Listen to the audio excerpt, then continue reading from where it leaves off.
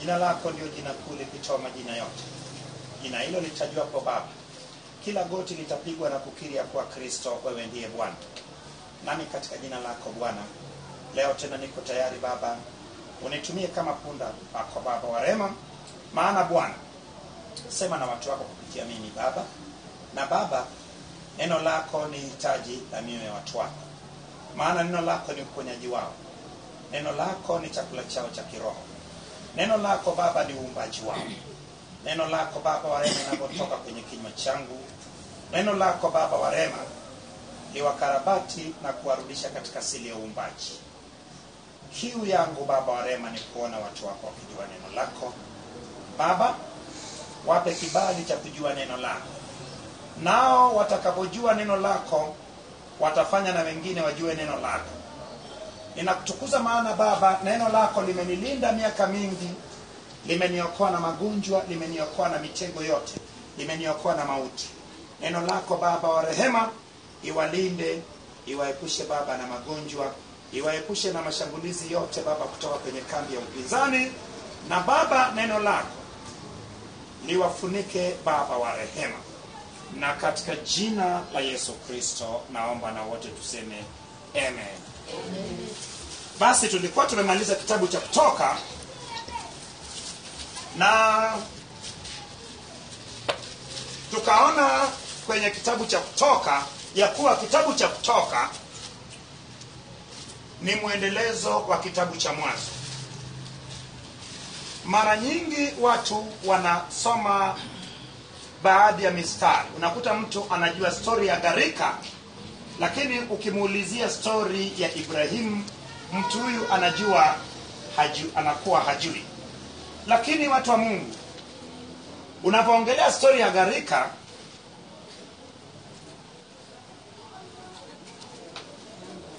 pasipo kurudi kwenye asili ya kile kilichofanya gharika iletwe, unakuwa haujafanya la maana.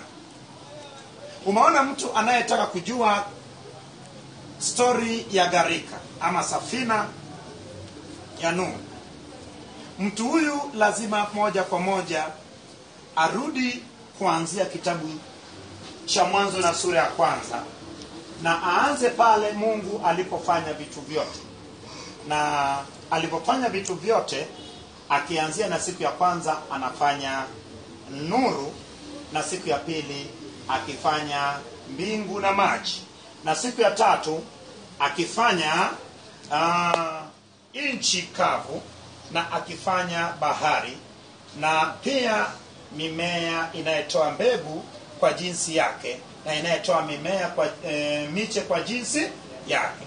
Na siku ya nne akifanya mianga miwili mikubwa, na hii mianga miwili mikubwa, moja ikitenda kazi mchana, moja jioni, na ikiwa pia na kiashiria ya majira na nyakati.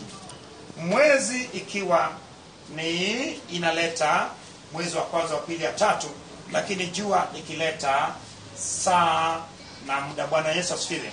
Na siku hiyo pia akafanya na nyota. Na siku ya tano Mungu akiumba ndege wa angani na samaki wa baharini, ama na vyote vyenye hai vinavyokaa katika bahari. Na siku ya sita Mungu akifanya wanyama wa porini na wanyama wa kufugwa na kila kitambacho juu ya nchi chenye hai, na akikamilisha uumbaji kwa kumfanya mwanadamu kwa mfano wake. Lakini cha ajabu ya kuwa ilipofika kwenye uumbaji wa mwanadamu, Mungu anasema, na tumfanye mwanadamu kwa mfano wetu na sura yetu, na tumfanye. Ina maana kwa kumuumba mwanadamu hapa sasa, kumbuka ya kuwa nafsi tatu za Mungu ambayo ni Mungu Baba, Mwana na Roho Mtakatifu wanakuwa na ushirikiano. Ndio maana na tumfanye mwanadamu kwa mfano wetu na kwa sura yetu.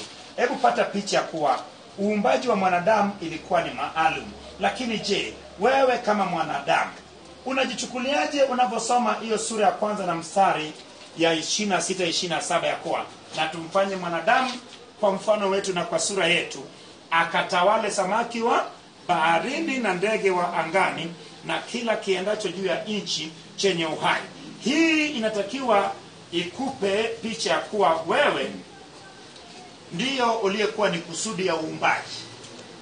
Bila shaka watu wa Mungu, shughuli na sherehe, mgeni rasmi yeye ndiyo anayeongeaga wa mwisho, si ndio? Lakini aliyetakiwa kuumbwa alikuwa ni mwanadamu. Ndio maana ikaumbwa vitu vingine kwanza kama maandalizi kwa ajili ya kuumbwa kwa mwanadamu. Baada ya kukamilika kuumbwa kwa vitu vyote, ndipo Mungu anamfanya mwanadamu. Lakini kabla hajamuumba mwanadamu, anasema anatamka lengo mama ya kumuumba mwanadamu, tumfanye kwa sura na kwa mfano, ili moja kwa moja tayari anatoa sababu ya kumfanya mwanadamu ili amsaidie Mungu utawala. Lakini akitawala nyanja tatu ambayo ndio dunia. Unapoongelea dunia unaongelea makusanyiko ya maji. Unapoongelea dunia unaongelea anga. Unapoongelea dunia unaongelea nchi kavu. Hata nchi ya Tanzania, ukamilifu wa nchi ya Tanzania iko katika mara tatu. Ndio maana unaona makusanyiko ya maji. Ndio maana kuna jeshi la majini, lakini pia kuna jeshi la anga. Ina maana kuna anga la Tanzania.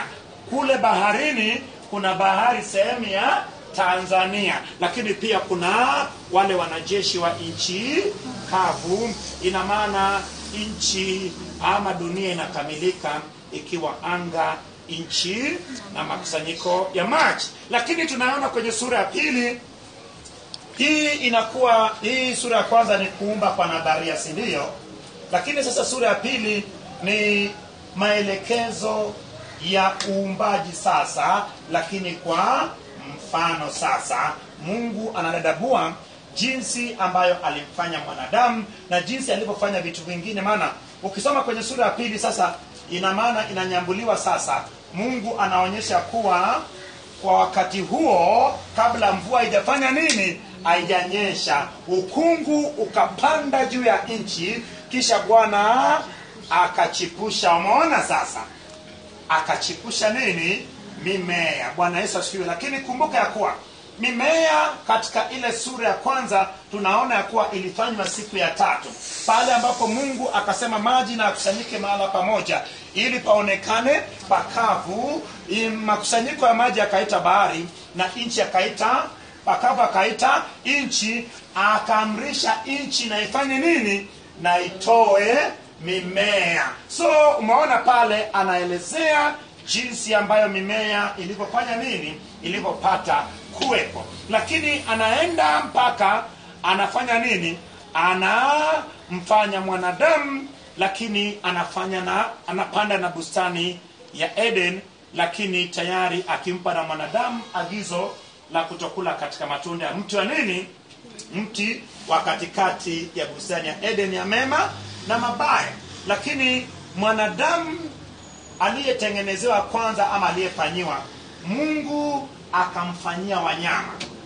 Lengo la Mungu ilikuwa ni ili mwanadamu apate wa kufanana naye ama msaidizi. Lakini walipoumbwa wanyama, Adamu akawapa majina, lakini akabakia kuwa ni mpweke. Ndipo Mungu akaona Adamu ni mpweke, akaamua sasa amlaze usingizi mzito, kisha akatoa ubavu wake moja na akamtengenezea wa kufanana naye.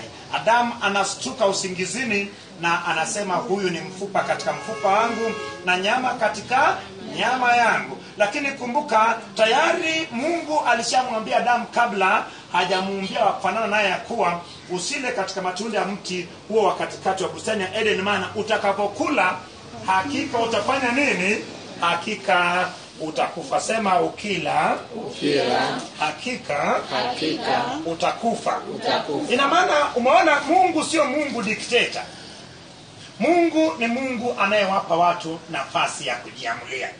Ni sana sasa hivi unaweza ukatenda dhambi, unaweza ukatukana ama unaweza usitukane. Unaweza ukasamehe ama unaweza usisamehe. Unaweza kumtii Bwana na neno lake ama unaweza usimtii. Watu wa Mungu sio dikteta. Ndio maana Mungu anatoa haki. Hata shetani wakati Mungu anampa haki yake, wewe tenda dhambi alafu shetani aje kukuvamia uone kama utaomba Mungu atakujibu. Hawezi kukujibu Mungu, kwa sababu ni Mungu anayetenda haki. Bwana Yesu asifiwe. Lakini sasa kilichofuata ni nini? Maamuzi hiyo, Adamu akaja akamshirikisha mke wake. Lakini umeona shetani naye alikuwepo. Maana tuliona kwenye kitabu cha Mwanzo sura ya 1, nilikuambia kuwa mara nyingi haijaandikwa kwenye Biblia shetani alishuka lini ama shetani alitupwa nje ya mbinguni lini. Lakini kitu tunachotakiwa kujua ni wakati Mungu anaanza uumbaji, tayari shetani alishatupwa nje ya mbinguni. Lakini uzuri wa Biblia imeelezea kila kitu, lakini Biblia imesitiriwa pasipokuwa na uwepo wa Roho Mtakatifu anayeweza kuyafunua ama anayeweza kukufanya uyachue. Unashindwa kujua. Umejua mara nyingi watu wengi wanashindwa kuelewa ya kuwa kitabu cha Mwanzo sura ya 1 na ile mstari wa 2. Hebu soma Mwanzo sura ya 1 mstari wa 2, ama anzia mstari wa 1 alafu soma sura ya 2. Uwe makini, maana kuna kitu ambacho naunganisha, alafu utakuja kujua jambo moja ambayo ilikuwa inakupiga chenga, na ukijua tayari utamshinda shetani. Maana nasoma kwa jina la Yesu. Hapo mwanzo Mungu aliziumba mbingu na nchi, nayo nchi ilikuwa ukiwa tena utupu, na giza lilikuwa. Umeona sasa? Vya maji. Mstari wa 1 inakuwa ni kitu kinachoitwa utangulizi. Ina maana huu utangulizi inaelezea mambo yaliyotokea katika uumbaji siku ya kwanza mpaka siku ya mwisho ya uumbaji. Ndio maana akaisummarize ya kuwa hapo mwanzo Mungu aliumba mbingu na nchi, na nchi ilikuwa ni nini? Ukiwa tena utupu. Lakini unaona na giza ilifanya nini? Giza ilikuwa juu ya uso wa kilindi cha maji. Ina maana giza ilikuwa chini ya nini? Chini ya maji. Lakini hebu nikuulize,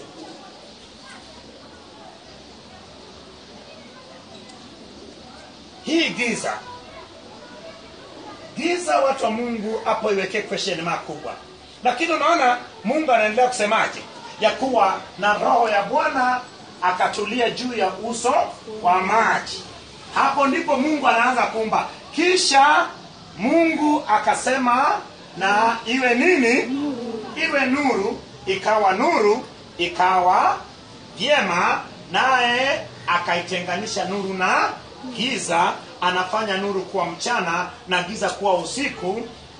Ikawa jioni, ikawa asubuhi siku ya kwanza. Sasa hebu nikuulize, opposite ya giza ni nini? Lakini sasa kama nuru iliumbwa, kwa nini giza haikuumbwa?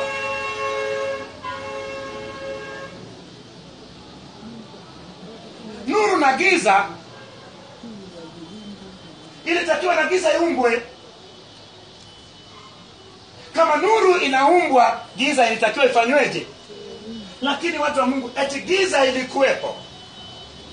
Lakini kama giza ilikuwepo, of course ina maana ile nuru ilikuwa inaangaza mpaka ndani ya bahari, pa kule kwenye kilindi cha uso wa maji. Lakini kumbuka ya kuwa Mungu hakuwa na pa kumpeleka giza.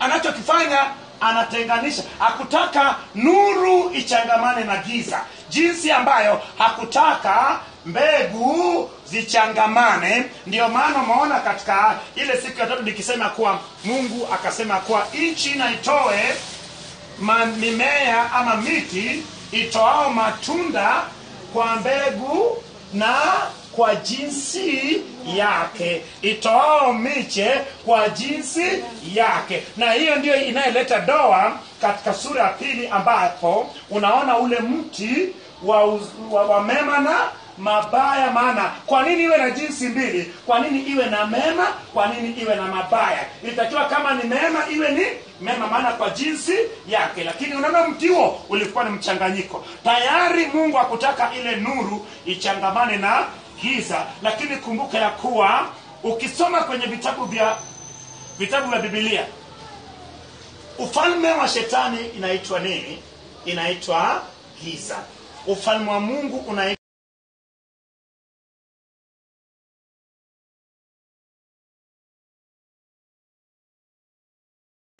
na. Kumbuka mara nyingi ukiongea hata mtu yeyote, hata mchawi ama mtu yote, hata wewe unajua kabisa kuzimu iko wapi. Iko wapi? Mbona unapiga hapa? Kuzimu iko chini ya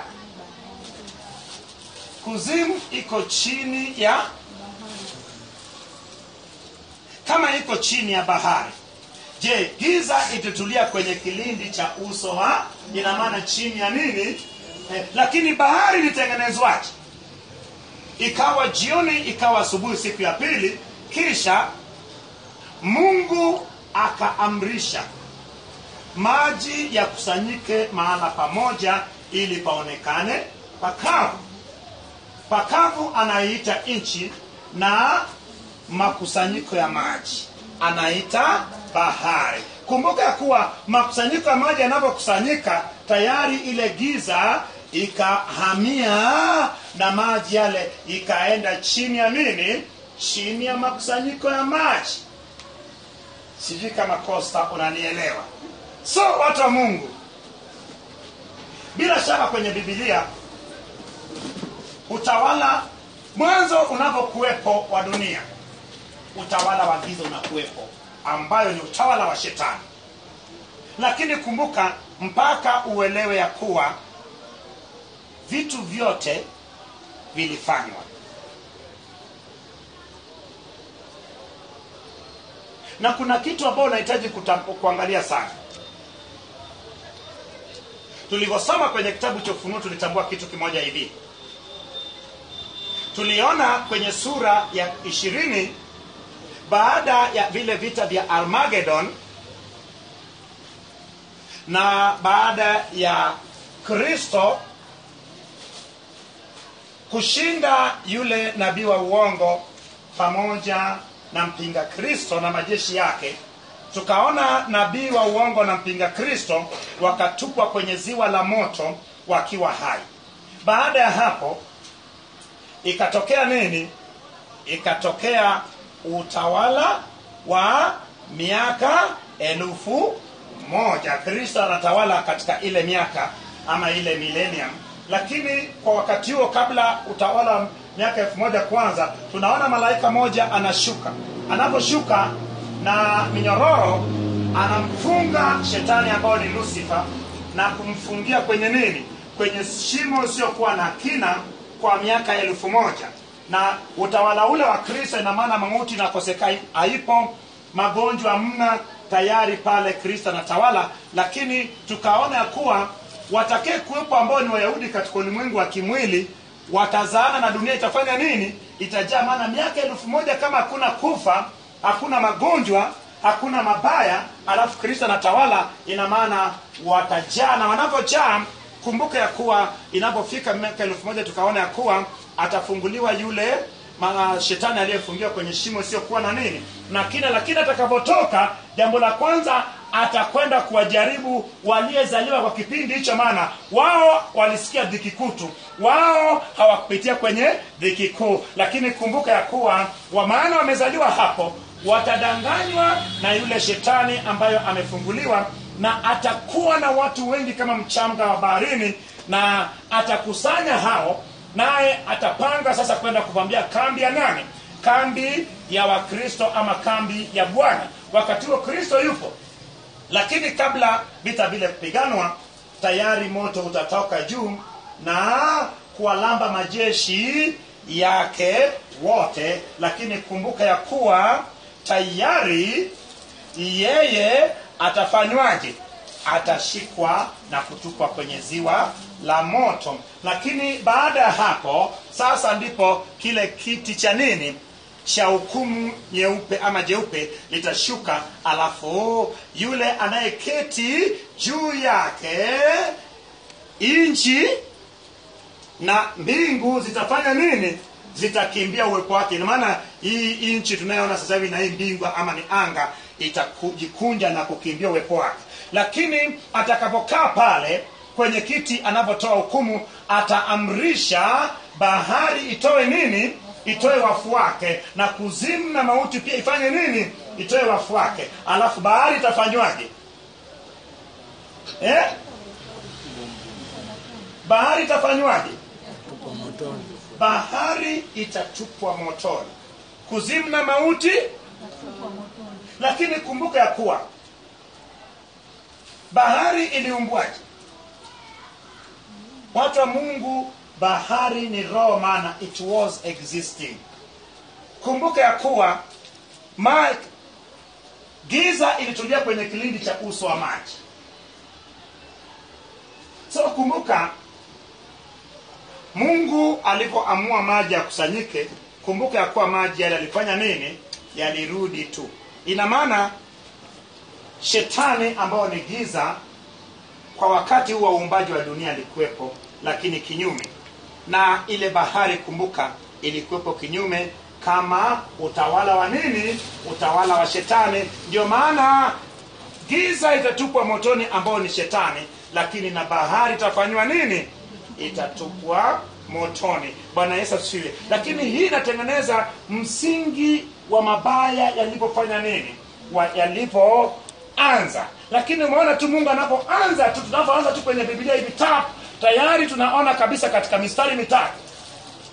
Mistari mitatu ya kwanza, hebu soma mistari mitatu ya kwanza alafu nikuonyeshe mambo yanayokuepo hapo, alafu niende mbele huko kwenye Kutoka.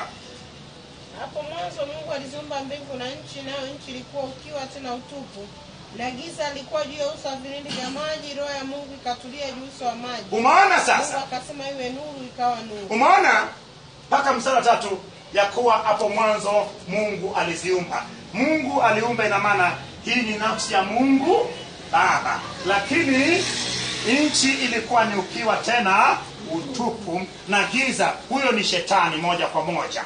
Ina maana na shetani naye alifanya nini? Alikuwepo na roho ya Bwana. Roho ya Bwana, ukitaja roho ya Bwana kwenye Agano la Kale, kwenye Agano Jipya ni Roho Mtakatifu ambao ni nafsi ya tatu ya Mungu Baba. Lakini pia tukienda kwenye mstari wa 3 inasema kuwa kisha Bwana akasema. Mungu neno ni Kristo Yesu, ambayo ni nafsi ya pili ya nini? Ya uumbaji. Katika mistari mitatu ya mwisho, mistari mitatu ya kwanza, tayari tunaona kabisa kuwa nafsi ya Mungu wanakuwepo wote, lakini nafsi ya shetani naye anafanya nini? Naye anakuwepo. Bwana Yesu asifiwe. Lakini kumbuka ya kuwa kazi ya yule roho ya Bwana kutulia juu ya maji ilikuwa ni nini? Ilikuwa ni baada ya kutupwa nje ya mbinguni na akatengeneza makazi yake chini ya maji. Kazi ya roho ya Bwana ilikuwa ni kulinda yule muovu asifanye uharibifu tena. Lakini kumbuka Mungu anapofanya uumbaji sasa, anaumba wa kufanana naye, anachukua ile mamlaka aliyekuwa nayo roho ya Bwana kumdhibiti yule, kufanya nini? Anampa huyu aliyemuumba kufanana naye ambao ni mwanadamu, ili mwanadamu sasa atawale samaki wa, ukishatawala samaki wa baharini na maana tunatawala bahari sasa. Akapewa mamlaka ya kutawala bahari ambayo anatawala, anakuwepo na kutawala anga na kutawala nchi. So kazi yetu sisi ni kumdhibiti shetani. Lakini unamdhibitisha shetani? Unamdhibiti shetani kupitia wokovu ambao ni Kristo Yesu. Lakini kumbuka kipindi hicho katika ile lengo mama ama lengo ya asili, kumbuka ya kuwa tulitakiwa moja kwa moja tuwe na mamlaka kudhibiti kila kitu. Ndio maana kazi yetu ilikuwa ni kutawala hizi nyanja tatu. Katika hizi nyanja tatu na maana shetani alikuwa tunamtawala. Lakini shetani kama unavyojua ni mtu mwenye hila. Alikuwa ni mwenye hila. Alichokifanya ni nini? Mungu alipopanda katika ile bustani ya Eden, naye akanyemelea usiku, akafanya nini? Akapanda mti ule ambao haukuwa sawa, ulikuwa na jinsi mbili ya mema na mabaya. Ndio tayari kumbuka, Mungu anamwambia Adamu ya kuwa utakavokula hakika utakufa. Utakavokula hakika yake utakwenda naye nini? Motoni. Kwa sababu tuliona kwenye kitabu cha Ufunuo ya kuwa mauti ya pili ni kufanywa nini? Ni kutupwa motoni. Lakini kumbuka, mauti hii ya pili inamhusu shetani na malaika zake. Lakini Mungu anamwambia kwa lugha ambayo imejificha kuwa ukila tu basi hakika utafanya nini? Utakufa. Ina maana utaadhibiwa. Utakwenda wapi? Utakwenda motoni. Kwa sababu watu wa Mungu, mauti hii tunayesema mauti hii ya kwanza, wala hii inakuwaga sio mauti, inakuwa ni roho kutengana na mwili. Lakini kumbuka, unavua mwili unayoonekana, unavaa mwili usioonekana, lakini maisha yanafanya nini? Yanaendelea. Lakini sasa mauti ilikuwa ni utengano wa moja kwa moja mwanadamu na nani? Na Mungu, ambayo hii itatokea katika ule wakati wa mwisho ambayo Mungu ataweka makazi yake katikati ya watu wake. Lakini shetani pamoja na malaika zake na wale wanadamu waliyetenda dhambi, nao baada ya kuhukumiwa watatupwa kwenye ziwa la moto. Ina maana watakuwa moja kwa moja hawawezi tena kufanya nini? Kuonekana. Lakini hajipata picha, watu wa Mungu, ya kuwa haya ni mambo yaliyojificha ambayo unahitaji kutulia ili uyajue. Na lengo langu ni unavyojua, mimi na wewe tuyaweka kwenye maombi. Ipo haja ya siku moja sisi kuanza kuomba hapa, kuanza kurudi katika ile asili ya kumdhibiti shetani. Tukianza na hapo mwanzo, Mungu aliziumba mbingu na nchi, naye nchi ilikuwa ni ukiwa na utupu, na giza ikatulia kwenye kilindi cha uso wa maji. Kisha Roho ya Bwana akatulia juu ya maji, na Bwana akasema na iwe nuru. Tunaenda paka, kisha Mungu akasema na tumfanye mwanadamu kwa mfano wetu na sura yetu, akatawale baharini, angani na katika nchi. Tumerudi katika ile asili, maana asili ile ilichukuliwa na shetani, lakini tunarudishiwa kupitia vitabu vya Injili na ukombozi pale katika msalaba, na Injili inatupa mamlaka, nasi tunarudi katika asili yetu ya utawala. Maana ni sisi ndio tuliyekabidhiwa mamlaka ya kumdhibiti shetani. Tunasema tunaanza kudhibiti mashetani yaliyopo kwenye nafsi ya watu, yaliyopo kwenye roho za watu, yaliyopo kwenye roho za watu na miili ya watu. Tunadhibiti mashetani yaliyopo katika anga. Tulipewa mamlaka ya kutawala anga, tulipewa mamlaka ya kutawala nchi. Mashetani anayetamalaki katika nchi tunawatawala kwa jina la Yesu. Mashetani anayetamalaki katika maji tunawatawala kwa jina la Yesu. Na tunasema kuwa tunafunga anga, tunafunga nchi, tunafunga makusanyiko ya maji, na asiupo na shetani wa kuinuka. Na tunasema kwa Injili ya Bwana ipenye kwa jina la Yesu. Amen. Tunavurudi na kuja kuomba, tumeshakaa vizuri kineno. Tukianza kuomba hivyo, hata kama ni mchawi namna gani, hata kama ni baba askofu ambayo ameamua kujiunga na shetani, ataona napigwa mieleka chali. Maana nasema hivi, watu wa Mungu, shetani ameficha mambo hayo ili tusipate kuyajua. Maana ukiyajua hayo, dunia itakuogopa. Ukiyajua hayo, dunia itainuka kinyume nawe. Maana dunia haiwezi kufundisha watu mambo hayo. Maana hata kwenye vyo shetani amekamata kweli kweli. Shetani amekamata, unakuta kabisa anayetekeleza mtaala wa chuo ama za vyo, unakuta kabisa yana anavuta sigara na kunywa na pombe. Kuna shangao, huyu mwana theolojia anavuta sigara, anakunywa pombe, alafu ndio eti ndiye anayetengeneza mtaala.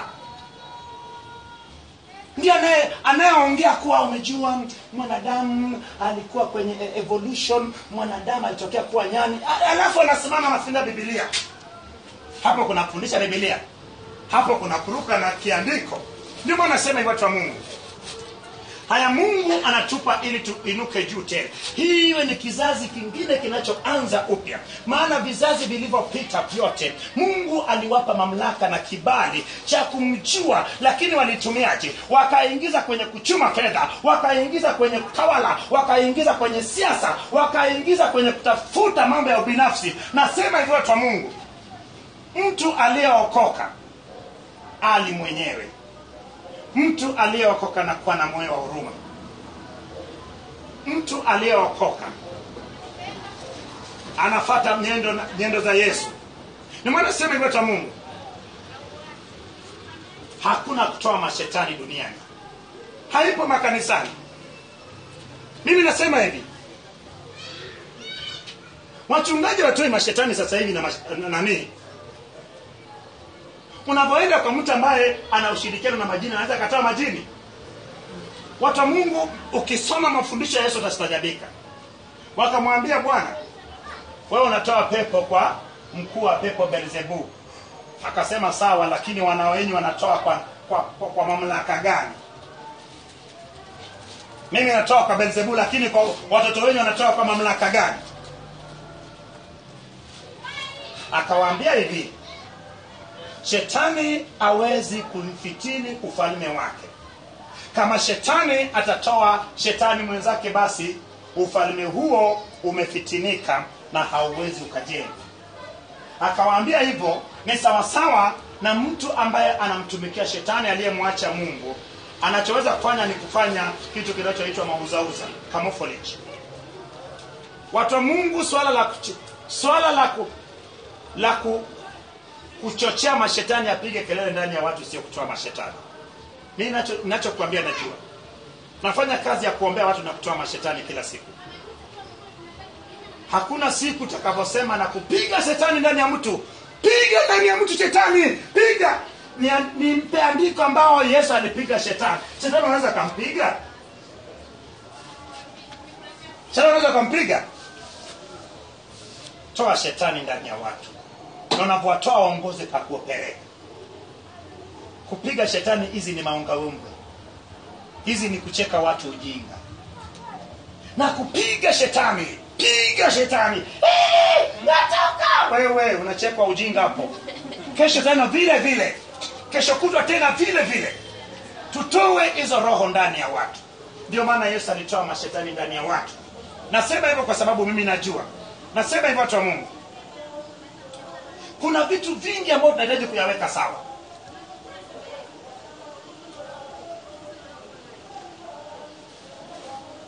Je, ni vizuri kutuma Roho Mtakatifu akatoe mapepo?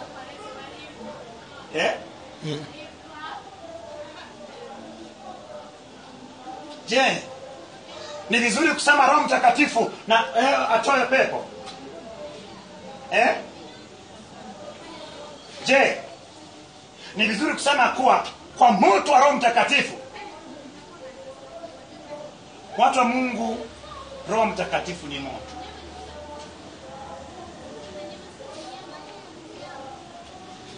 Roho Mtakatifu ni moto. Yesu ni moto. Mungu ni moto. Lakini tunachohitaji kutoa ni nini? Of course, wakati wa kuunguza mashetani inakuja. Baada ya hukumu, mashetani wataunguzwa katika ile moto wa jehanamu. Lakini usiseme na kuteketeza ndani yake. Huu sio wakati wa kuteketeza mashetani. Huu ni wakati wa kutoa shetani ndani ya watu na kuwaongoza kuwapeleka kuzimu na kuwafungia hadi siku ya hukumu ya nani? Ya Bwana watakaporuhusiwa kutoka, tayari Bwana akiwa tayari kupitisha hukumu yake. Lakini haya mafundisho si yako. Yamejaa ndio. Nasema hivyo Mungu. Hii ni kitu kipi ambao kinakuja duniani. Tunaanza kupata neema ya Mungu ya yeye kutufunulia msingi wa shetani jinsi alivyoanza. Pale ambapo Mungu anaanza pale anaanza kuumba, shetani yupo. Lakini kumbuka ya kuwa Ni wapi ambao sisi tuliyempokea Kristo tunamdhibiti shetani?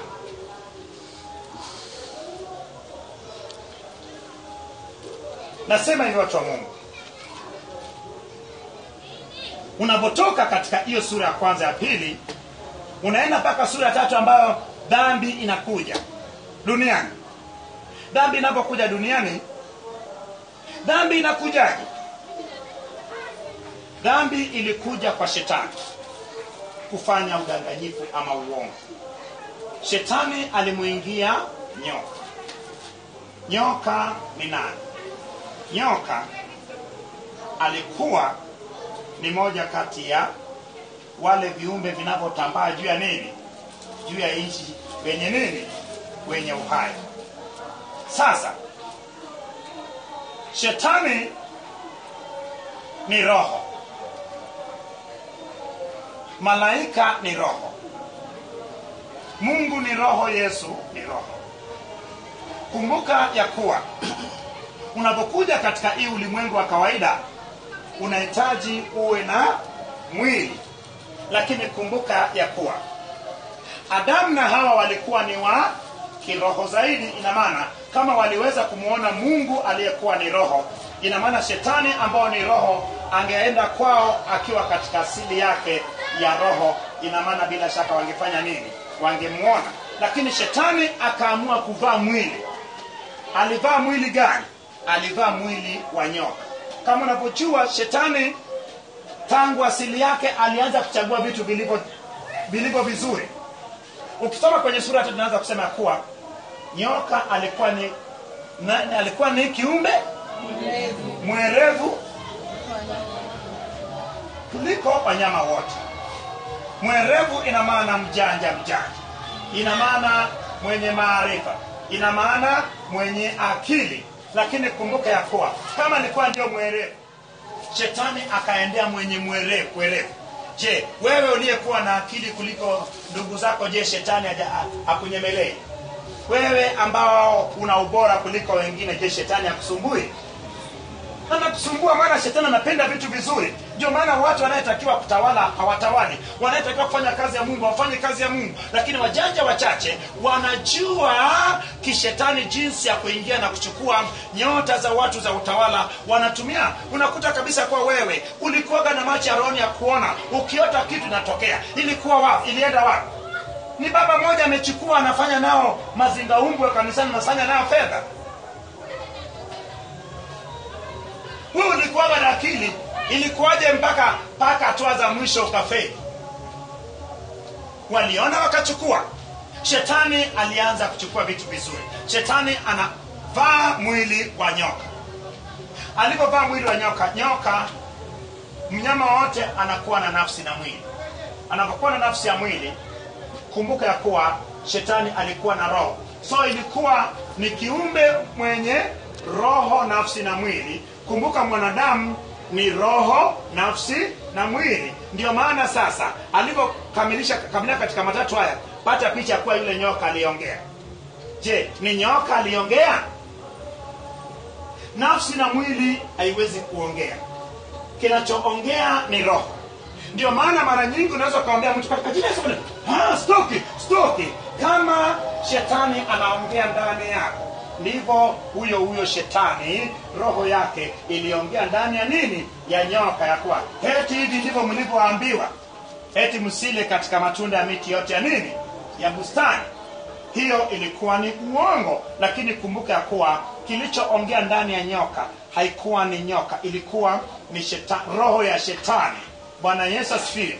Ukienda kwenye Biblia ile sura ya 22 mpaka na 5 kitabu cha Hesabu, utaona story ya nabii mmoja anaitwa Balaam. Balaam aliendewa na watu waliotumwa na Balak. Wakati huo wana wa Israeli tayari wamefika pale katika nchi ya Moabu, wakiwa njiani jangwani wakielekea Kanaani. Lakini Balak alijua ya kuwa Balaam Mungu alikuwa anamtumia, na Balaam alikuwa kikulani. Basi unalalamika kweli kweli. Balak akatuma ujumbe mzito kumwendea Balaam ya kuwa Balaam mara ya kwanza akakataa, lakini Balak akapandisha dau. Jihadhari sana na wanayekuja na dau kubwa. Balaam alipandishiwa dau kubwa, Balaam akageuza nini? Mawazo yake. Walipokuja na dau nzuri, waliporudisha ujumbe kwa Balak, Balak akaboresha dau, akatuma na ujumbe mzito. Walipomwendea Balaam, alipoona dau imepanda na ujumbe ule umekuwa sasa ya watu wengi na watu wazito, akamwambia kwa vyovyote siwezi kwenda nanyi na kulani wa Israeli, lakini hebu acha nifanye nini? Nikamuulize Bwana. Bwana alishakukatana, unaendaje tena kumuuliza Bwana? Alipoenda kumuuliza Bwana tena, je, jibu haikuwa ndio? Je, yule alikuwa ni Bwana? Kama alikuwa ni Bwana, kwa nini asubuhi alipotoka punda anagoma kwenda? Lakini pata picha kwa punda aligoma kwenda, lakini ni punda aliongea. Punda akuongea, bali ni roho ya Bwana ndani ya punda iliyeongea. Punda akamwambia kuwa, mbona unanipiga hivi? Sijawahi hata siku moja kukudharau. Lakini punda alikuwa anaona malaika yuko mbele amesimama na upanga. Lakini punda aliposema naye, Bwana akafungua macho yake Balaam, akaona malaika, na malaika akamwambia kuwa kama isingekuwa ni punda ningeshakuua wewe. Lakini jibu lake ilikuwa ndio. Ni mara ngapi Mungu amekuonya usiwe na mahusiano na huyo kaka? Ni mara ngapi Mungu amekuonya usiwe na mahusiano na huyo dada? Lakini kwa sababu nampenda, maana mtu anayependa ni kana kwamba amefunikwa, ni kana kwamba ni usiku wa giza, anatembea tu ajue anakoelekea. Bwana, dada yule ni mzuri sana. Bwana, hebu naomba niruhusu nimuoe. Je, ukimwendea Bwana mara mbili, mara ya pili utajibiwa, lakini sio na Bwana, lakini yule anayetaka kufanana na Bwana kwa sauti. Lakini pata picha kuwa hata punda aliyeongea akuwa ni punda, maana punda ni nafsi na mwili. Ina maana ni ile roho iliyokuwa nazuia pale, ambayo ni roho ya malaika, ndiyo iliyeingia yule punda na akasema na Balaam. Nasema hivyo watu wa Mungu, dhambi inaingia katika sura ya 3. Lakini pata picha kuwa huwezi ukasema kuwa wewe utajua kuanzia sura ya 6 mpaka ya 9 inayoongelea gharika pamoja na safina, pasipo kujua asili ya dhambi. Tayari nyoka anawadanganya, wanakula katika matunda ya mti ule, na mwanamke anampa mume wake anakula. Lakini wanapokula, tayari ule mtu uliyetamanika kwa ajili ya nini? Kwa ajili ya maarifa ile, tayari maarifa yao inakwenda ya kwanza kwa niko uchi. Wanajificha, lakini tayari kumbuka ya kuwa mpango ule mama wa Mungu unakuwa umeharibika. Sasa Mungu analeta mpango mbadala ya kuwa uzao wa mwanamke ataponda kichwa cha uzao wa nyoka. So uzao wa mwanamke ni Yesu, maana duniani kote mtu ambaye alizaliwa na mwanamke pasipo baba ni Kristo. Maana kumbuka uzao inatoka upande nini? Ubini unakuwa upande wa baba, lakini ni Yesu pekee yake. So ina maana mpango mbadala ya kufikisha watu kwa Bwana na Bwana kukaa pamoja na watu wake ni mpango mbadala ambayo ni wokovu, ambayo ni Kristo. Lakini kupitia Kristo tunatarajia kuja kufika ule bustani ya Bwana, ambayo ndio hiyo bustani ya Eden. Lakini watu wa Mungu nasema hivi, asili ya kitabu cha Kutoka, asili ya taifa la Israeli ipo kwenye Mwanzo sura ya 3, pale ambapo Mungu anasemaje? Mungu anasema ya kuwa ninaweka uadui kati yako mwanamke, uzao wako na uzao wa nyoka. Lakini kumbuka, dhambi inaingia kupitia mwanamke, lakini dhambi inakuja kuondolewa kupitia nani? Kupitia mwanamke. Maana kupitia mwanamke dhambi inaingia, kupitia mwanamke dhambi inaondolewa. Maana kupitia uzao wake dhambi inaondolewa, kupitia Kristo dhambi inaondolewa. So unajua mwanamke, kama wewe ni mlango, unahitaji uombe kama mlango uwe mlango wa mazuri kupitia wewe, sio mabaya kupitia wewe. Lakini pata picha kuwa tayari Mungu akishaahidi kwenye sura ya 3 ya kuwa uzao wa mwanamke ataponda kichwa chake. Mungu anaanza moja kwa moja mchakato wa kufikia uzao wa mwanamke. Lakini kumbuka ya kuwa tayari wamekula matunda ya mema na mabaya. Sasa wao, kumbuka ya kuwa ukisoma Biblia ya Kiingereza inasema hivi, inaita uzao, ndani ya Biblia inaita seed. Inaita seed, ina maana inaita mbegu. Lakini kumbuka kwenye sura ya 1 mstari wa 12, Mungu anapofanya miti anafanya itoao mbegu kwa jinsi yake, itoao miche kwa jinsi yake. Lakini kumbuka ya kuwa anapokula matunda, ile matunda anayekula, matunda mengine ni mema, mengine ni mabaya. So ina maana katika mbegu zake ambayo inatakiwa yote, ina maana kuna mema na mabaya. So ina maana kimwingiacho mtu ndicho kifanyacho nini? Kimtokacho mtu. Tayari imeingia mbegu ya mema na mabaya. Wakati kumbuka huyu alikuwa kwa mfano wa Mungu, ina maana alikuwa ni mbegu iliyo njema. Sasa kinachofuata ni nini? Baada ya kufukuzwa kwenye bustani ya Eden, kilichomjaa inaanza kutoka. Je, Kaini alikuwa mbegu njema, mbegu mbaya? Mbegu mbaya. Abeli alikuwa mbegu njema, mbegu mbaya?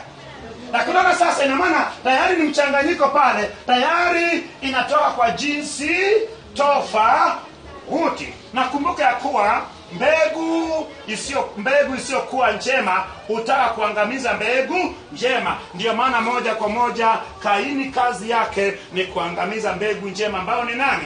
Ambao ni Habili. Lakini kumbuka ya kuwa Kiswahili nakosa maneno mengi, unahitaji kuita the seed of Adam. The seed of Adam. Lakini seed ikitokana na ile mbegu aliyekula kutoka katika ile matunda ya mema na mabaya. Lakini pata picha kuwa hiyo ni kazi ya shetani ya kuhakikisha yeye anakuja kwenda motoni na watu wengi. Wakati kumbuka ya kuwa moto wa jehanamu hakuumbiwa mwanadamu kwenda moto wa jehanamu ni kwa bahati mbaya. Kumbuka ya kuwa moto wa jehanamu ameumbiwa shetani na malaika zake. Lakini shetani yeye lengo lake ni kuhakikisha anapeleka ama anakwenda na watu wengi wapi? Motoni. Sasa ikaanza sasa. Bila shaka Abili asingeuawa, ina maana kupitia Abili angekuja kutokea Kristo. Lakini hebu pata picha ya kuwa anapouawa Abili, Mungu anampa Adamu uzao mwingine ambao ni Seti. Kupitia Seti watu wa Mungu Kristo anatoka. Hebu nione mtu atakayeweza kuniambia kuanzia kwa Seti mpaka Kristo. Kwa Seti mpaka Kristo.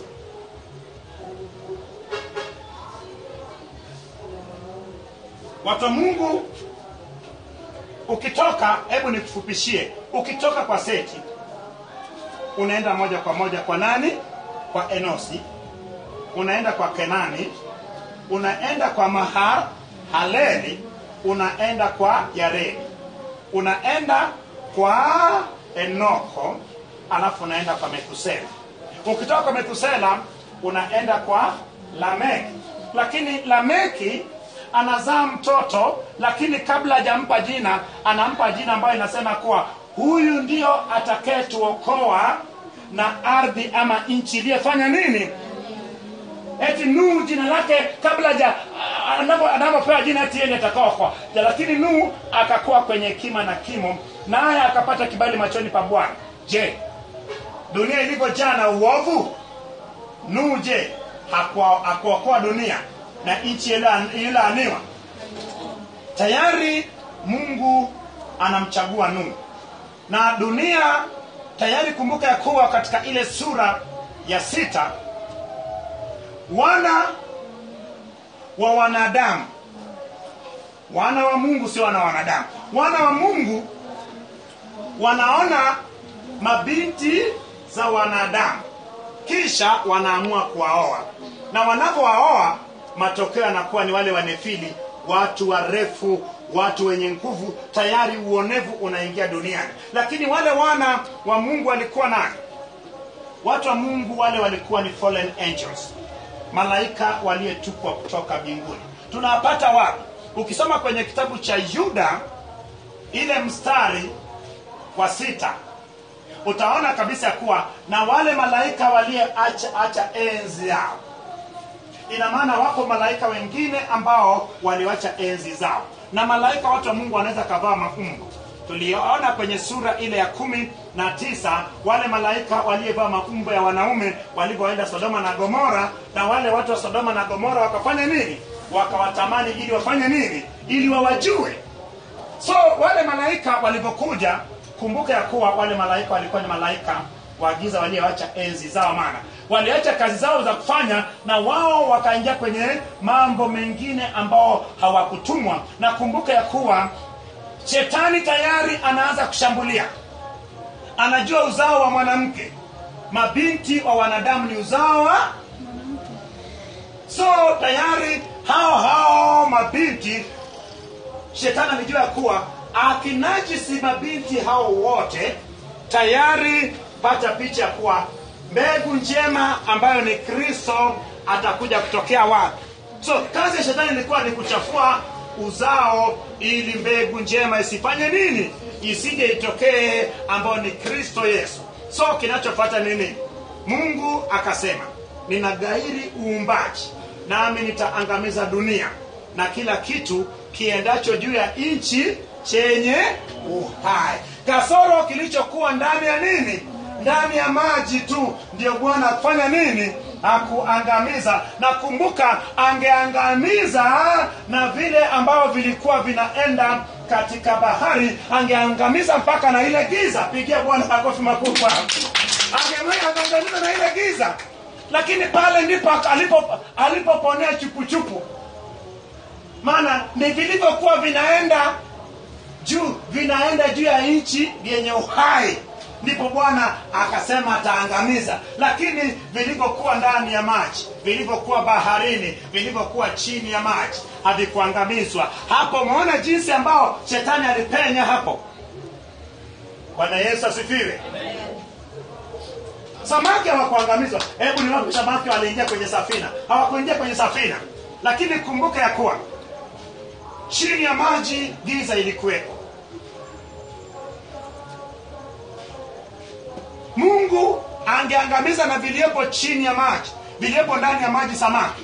Ina maana angemaliza hiyo biashara. Lakini kumbuka ya kuwa Mungu ni Mungu anayetazama agano lake. Kumbuka alishampa mwanadamu kumdhibiti yule, na alitaka kumuonyesha kwa wewe ni kiumbe tu uliyeumbwa, na lazima utashindwa na kiumbe kilichoumbwa kama wewe. Na tayari kumbuka, ndipo Mungu sasa anamchagua Nuhu. Nuhu anapata kibali kwa sababu ya jina lake. Jina Nuhu maana yake ni atakaye tuokoa na nchi iliyelaaniwa. Nuhu anapata kibali, anajenga safina. Mungu anaangamiza vyote vilivyopo juu ya nchi, lakini zilipo ndani ya bahari vinaachwa ili Bwana aje ajitwalie nini? Utukufu. Tayari watu wa Mungu, Nuhu na watoto wake ambao ni Shem, Ham na Yafet na wake zao wanapenya, na tayari Mungu anawapa ahadi kwenye sura ya 9 ya kuwa waende wakazaane na kuongezeka na kujaza nchi. Tayari Mungu moja kwa moja ameanza, lakini kumbuka shetani nayo pia yupo. Anakuja, anaibuka tena. Anaibuka kwenye nini? Anaibuka tena kwenye matokeo ya matunda. Maana Nuhu anakuwa mkulima, analima zabibu, anakamua mzabibu, alafu anapata tena nini? shetani anaibuka tena kwenye nini? Anaibuka kwenye mti tena. Anabuka kwenye mti tena, mzee anapiga zake, anajinyosha kwenye hema uchi. Baada ya pale mwanae Hama anaingia na kumtazama, lakini tayari na mjukuu naye anakuepo ambao ni Kanani. Kana sema babu amezidi. Babu kazidi. Babu kazidi. So Ham akiwa na Kanani mzaliwa wake watatu wanne, wa mwisho wanne na wa mwisho. Baada ya hapo tayari anapoleviwa kutoka kwenye ulevi wake, anatambua kilichotokea.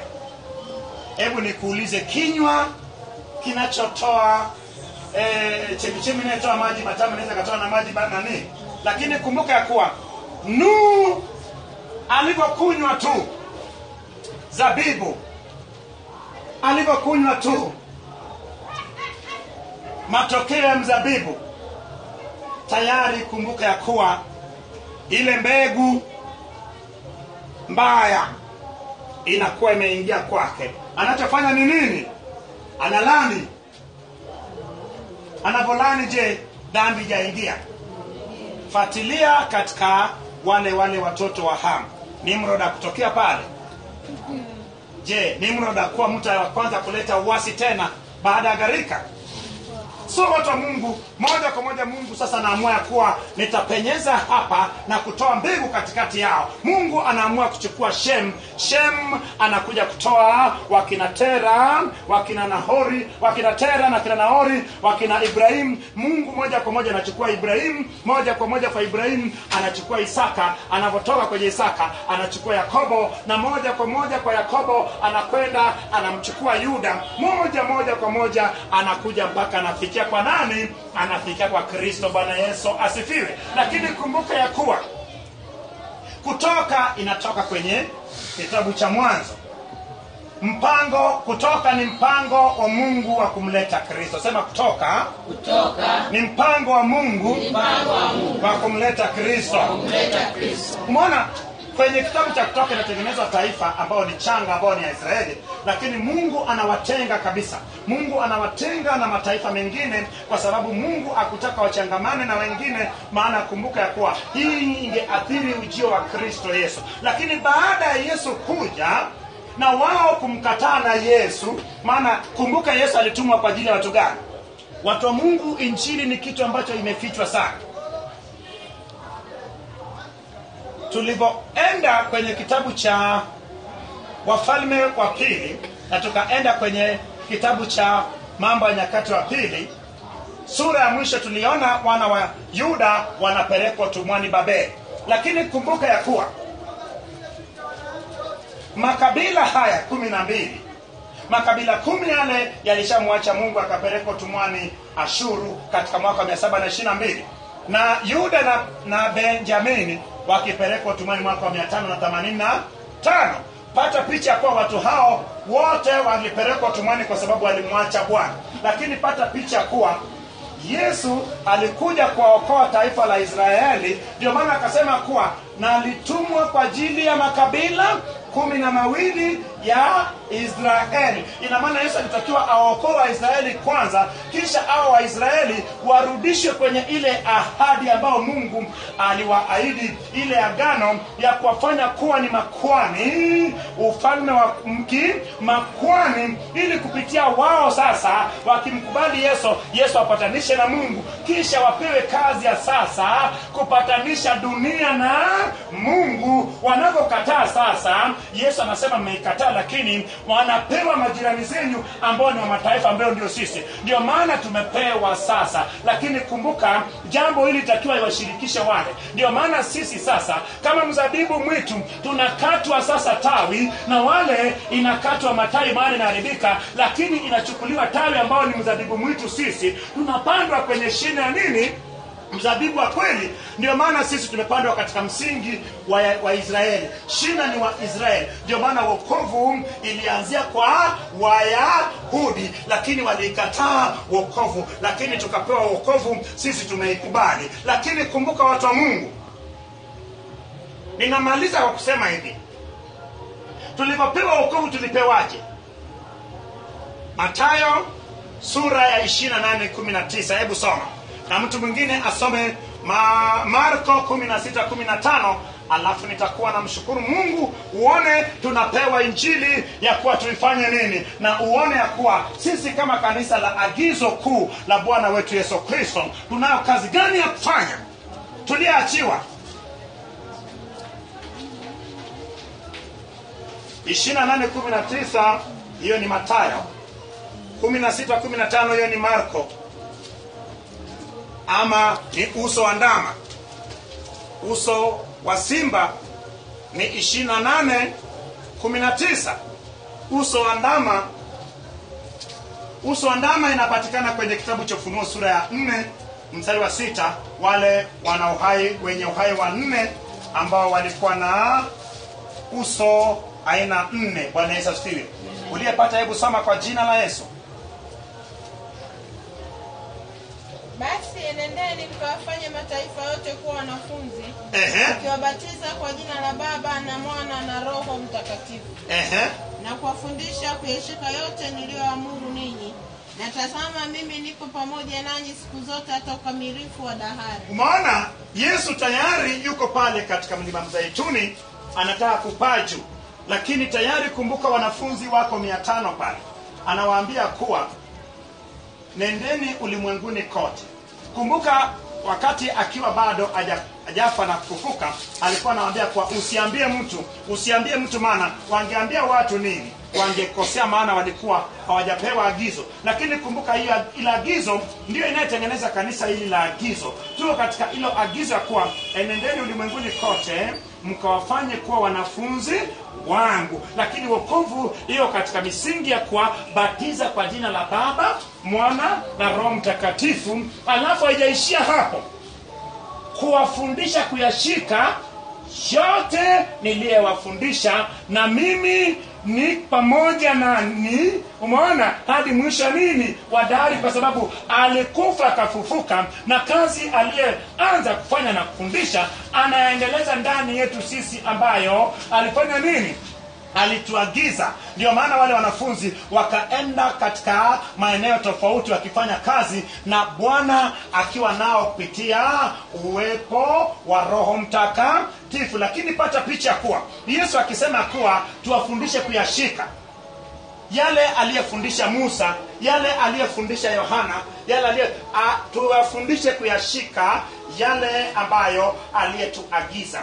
Yale ya kuyashika ni ya kuyaweka katika matumizi. Ndio maana Yesu alitufundisha nini? Umpende adui wako na umuombee mema anayefanya nini? Anayekuudhi. Mtu usishindane na mtu gani? Na mtu muovu. Mtu akichukua kanzu na joo mwachie. Ina maana tusilipe kisasi, maana kisasi ni cha nani? Kisasi ni cha Bwana. Mafundisho ya Yesu ambayo hapa katika kitabu cha Injili, hivyo tunatakiwa, na tukiangalia na misingi ya vitabu vya nyaraka, tukiweka katika, tukiyashika na kuweka katika matumizi. Lakini yale ambayo ni agano la kale yanatufunulia mambo mengine. Maana nilikwambia kuwa agano la kale ni agano jipya imefunikwa. Agano la kale ni agano jipya haijawa timilifu, lakini agano jipya ni agano la kale imetimilika. Agano jipya ni agano la kale imefunuliwa. Bwana Yesu asifiwe.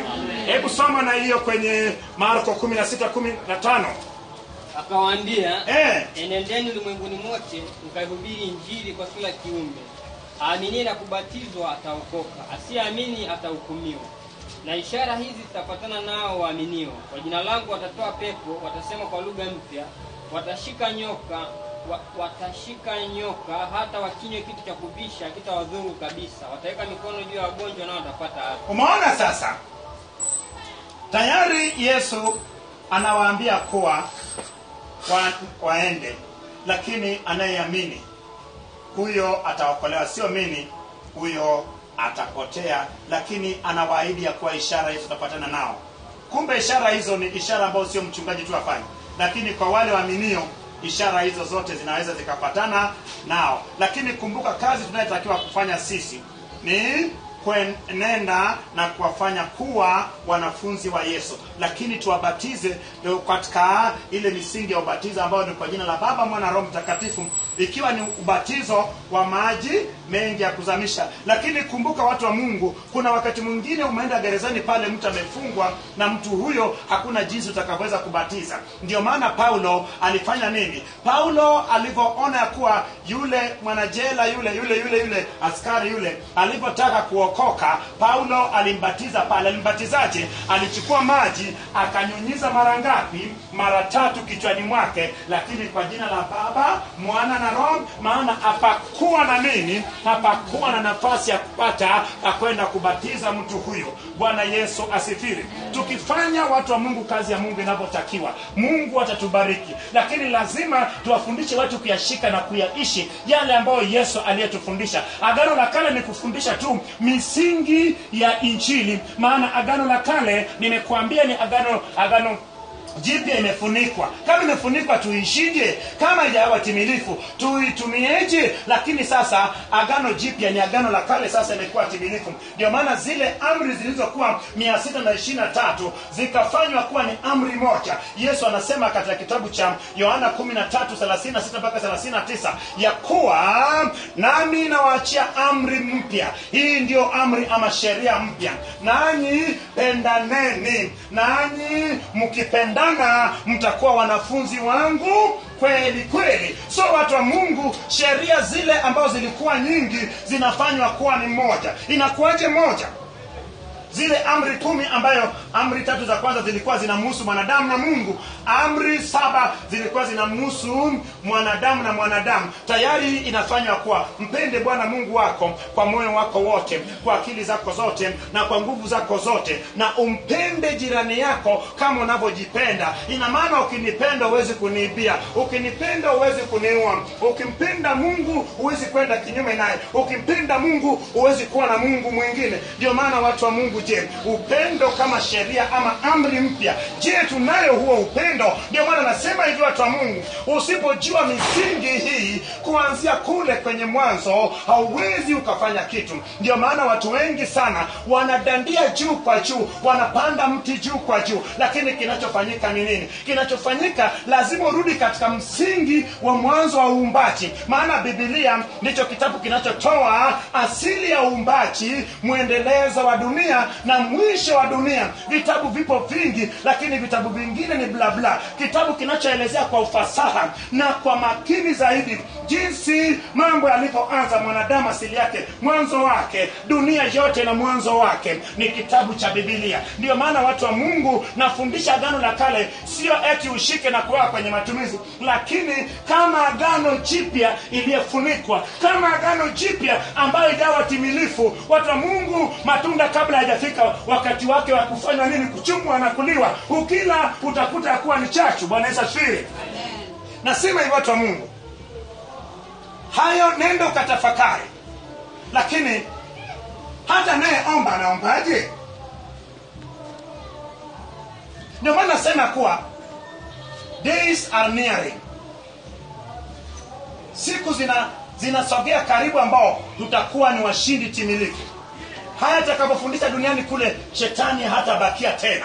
Wao wote wanayechezea jina la Bwana kufanya mabaya yao, wote utawatafuta, utawaona, utawatafuta, watawataonekana tena. Maana Bwana anatafuta mtu mmoja. Alipopatikana Nuhu, Mungu aligairi uumbaji. Wanapopatikana watu wachache ambao wanatembea katika msingi ya Bwana, bila shaka atagairi nini? Atagairi vizazi vyote ambao walitangulia kuchezea Injili. Nasema kuwa wasipomgeukia Mungu na kumrudia na kufundisha Injili ya kweli, siku zao zimekwisha, wakati wao haupo tena. Maana Mungu anatazama na mtu mmoja anayesimama neno lake ili apate kulitimiza. Akaambia Musa kuwa niache niangamize watu hawa ili nikufanye wewe kuwa taifa kubwa. Aliwahi kuangamiza dunia yote, akafanya mtu mmoja ambayo ni Nuhu akawa taifa kubwa. Sisi tulikuwa watoto wa Adamu, lakini pale ambapo wengine wote walifanya mchezo na Kaini, walifutwa wote. Sisi sasa ni watoto wa Nuhu na watoto wa Adamu. Nasema kwa kupitia huyu Nuhu, mtu mmoja aliyepata kibali machoni pa Bwana, dunia ikajaa tena. Bwana Yesu asifiwe. Amen. Nasema hivyo watu wa Mungu. Haya kila mtu anahitaji kujua. Na watu wengi wanaongea. Siongelei habari za kutibua mashetani. Hapana, I'm talking about you casting the devils out of people. You cast them, where do you take them?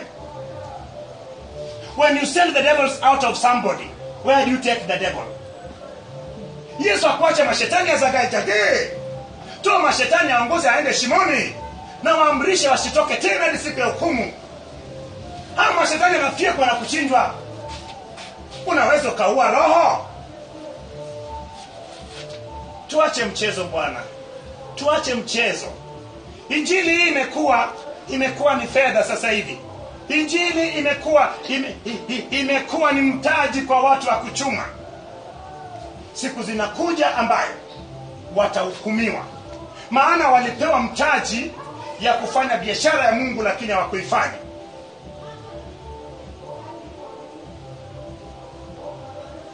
Watu wa Mungu, unajua umekaa kanisani miaka mingi, lakini je, kwa nini ukae kanisani miaka mingi wewe usipone? Kwa nini ukae kanisani miaka mingi wewe unasota tu? Ni watu wa aina fulani tu ndio wanachuma mali, wananemeka. What is not happening? Mimi nilikaa kanisani miaka yote nikiteseka bwana. Uteseka mtu mmoja tu anemeke. Mbona wale wanafunzi wa Yesu alipotoka, mali walizokuwa nazo walimiliki kwa pamoja?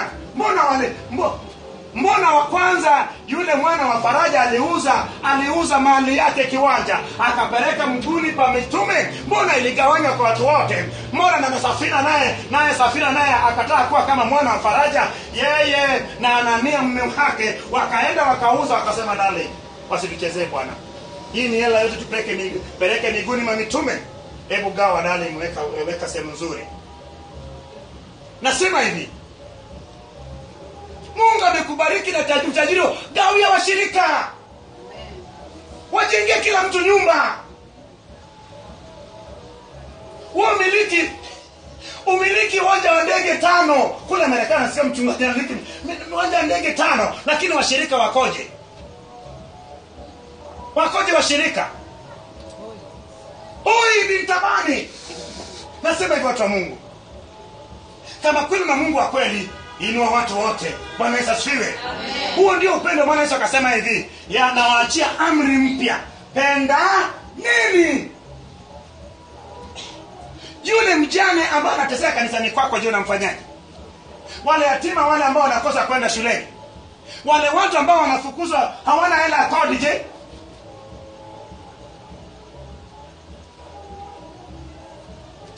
Ukitoa tabarikiwa. Nasema watu wa Mungu, hebu tuende mbele. Tutaonyesha watu mifano. Tutakuwa ni mfano, tutaonyesha kuwa tunasimama katika ile amri mpya ambayo tuliachiwa, ambayo ni upendo. Pendaneni. Mchungaji, unapenda washirika kiasi gani? Je, washirika, yule ndugu yako, yule mshirika mwenzako ambao hana nauli ya kuja kanisani, yule mshirika mwenzako ambao anadaiwa kodi mpaka anadhalilishwa, anayedaiwa mpaka anakimbia nyumba. Watu wa Mungu, kanisa inatakiwa ibadilike, iwe ni sehemu ya kuleta suluhisho. Watu kule nje bwana, watu wako makala vyama vya kufa na kuzikana, wanampaka na visako sukule, lakini hakuna watu wenye majungu kama makanisani. Mungu atusaidie, upendo wa Bwana urejee. Upendo umehamia kule nje. Yaani wacha nikwambie, ukae kwenye kiti amekaa mchungaji atakuruhusu. Anakwambia wewe Wewe. Bora tulinganisha na mimi wewe. Hebu pata picha yule bosi anayekutana na yule maskini kachoka lakini ni mvuta sigara. Maskini anavuta sigara. Yule kale kabosi na msuti wake anasimama.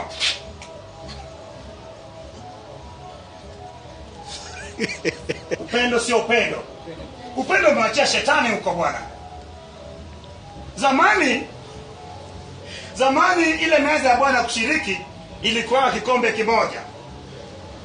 Kikombe kimoja na mkate mmoja na mega na wewe. Hata Yesu alifanya hivyo na wanafunzi wake. Lakini watu walisema Bwana, magonjwa yamekuwa mengi sasa hivi. Wakristo ndio wanayejua hayo sana. Mkristo amekunywa maji anaweza kaachia mwenzake akanywa. Subutu. Lakini mlevi akipiga gongo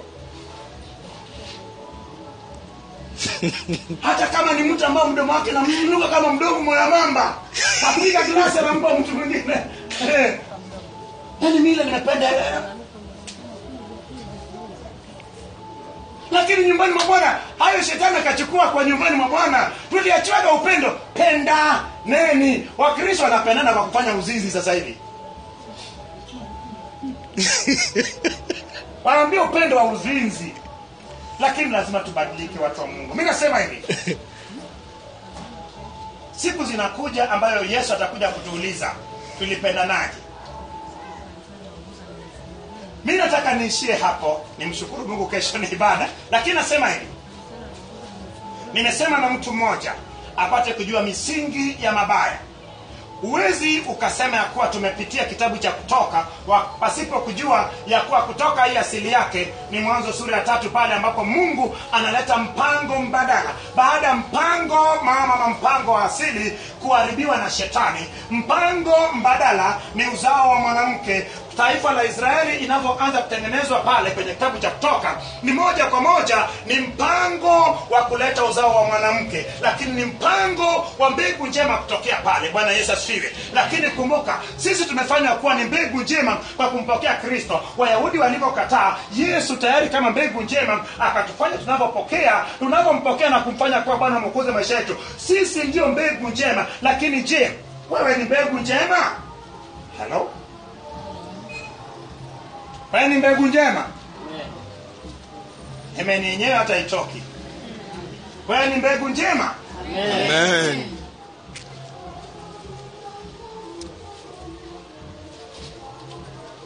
Nani mwenye swali nataka niombe?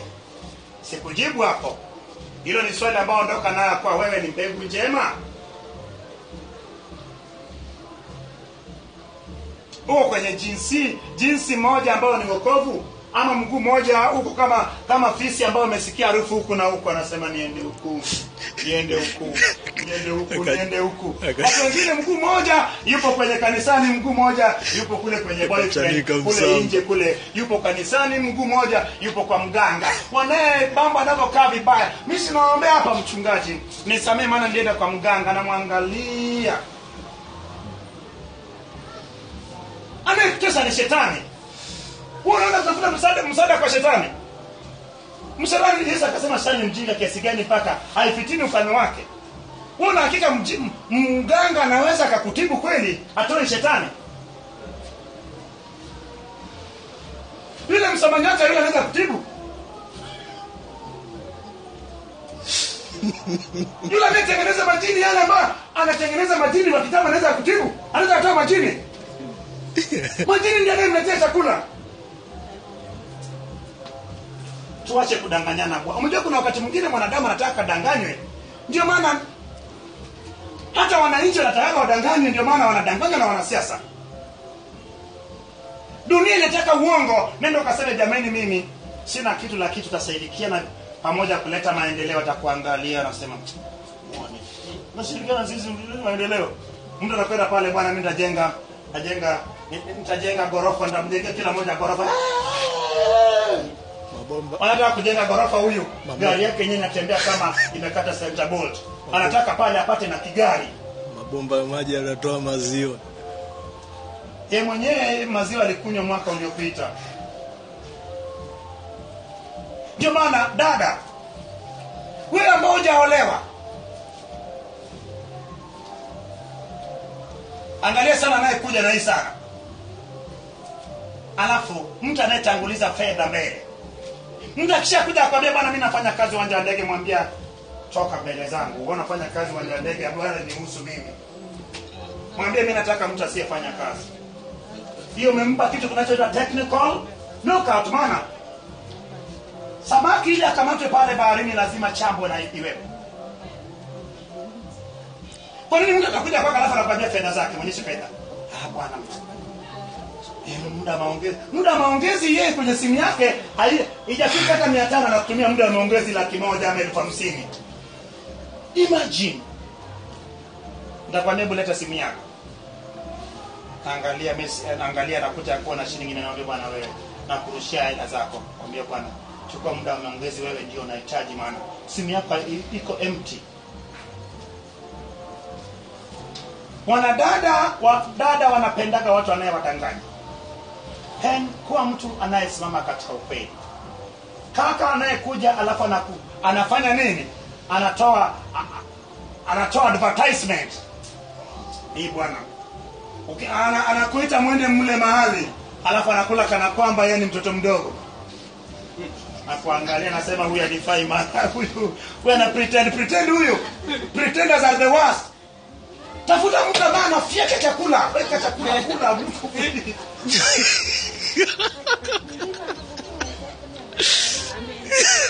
Wadada ndio sasa anakunywa soda sijui robo alafu anamwaga chini. Wewe kwenye kula unamwaga soda? Nasema hivyo watu wa Mungu. Usipende kudanganywa. Mimi napenda mtu anayeniambia ukweli kwa sababu imeandikwa nanyi mtafahamu ukweli. Na ukweli utaweka huru. Mtu anayetaka kukuoa inatakiwa hata kama na vitu asikuonyeshe hivyo vitu. Anayekuja na vitu na hivi jiadari naye. Mtu anayekuletea kazi yake kwa bwana mimi na gari, mwambie bwana mimi na allergy na watu wenye magari kama wewe. Maana watu wenye magari hao nawajua.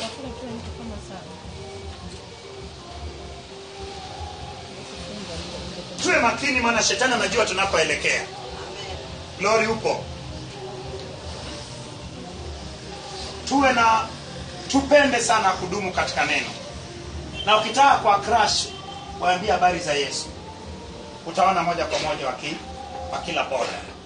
Maana wanajua kwa neno la Mungu inakuwa hivyo. Nasema hivyo watu wa Mungu. Sio mbaya mtu akikuapproach anataka kuoa. Ni vizuri lakini uongozwe na Bwana. Mwambie Bwana, hebu acha niombe Mungu. Lakini usiombe wewe kimya. Naenda kwa takatifu maana imeandikwa na muombeane. Baada ya hapo utaona kitakachotokea. Kanisa sifiwe. Amen. Mimi najua mtu mmoja nilipo shuhuda kwa dada moja. Kaka moja alisema mimi nataka nikuoe. Yule kaka alienda akalipa mpaka mahari na kila kitu. Lakini siku ambayo dada huyo alifanya kosa akakanyaga kwake, ndio iliyokuwa mwisho wake na kumkaribia huyo dada. Lakini sasa dada huyo alikuwa mjamzito. Ilikuwa balaa tu. Alafu alikuwa ni dada ametulia kanisani. Alikuwa ni dada anaitwa kabisa ya kuwa ni mtakatifu. Lakini umejua alifanyaje? Dada huyo alikuwa na kesi. Alipokuwa na kesi akatoka kwenye kesi, lakini huyo kaka akajua mimi ameenda kwenye kesi mahakamani. Anaambia uko wapi? Nimetoka hapa mahakamani. Hebu pitia hapa nyumbani maana nasafiri sasa hivi.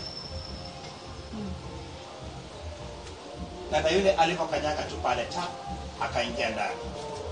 Ndio siku alipopata ujauzito na kaka yule na kanisa kwa heri, kaka yule na vitu alivyolipa kwa heri. Nasema hivi watu wa Mungu. Shetani ni yule anayenguruma kama simba, lakini sio simba akitafuta mtu mmoja apate kufanya nini? Apate kummeza. Nani mwenye swali kabla sijamshukuru Mungu? Nasikia mama Musu umesema lisemwalo liko na kama halipo. Asante. Ulipokuwa unaelezea injili kama injili, maana umeiongelea injili kama ilivyo kwa ukamilifu wake.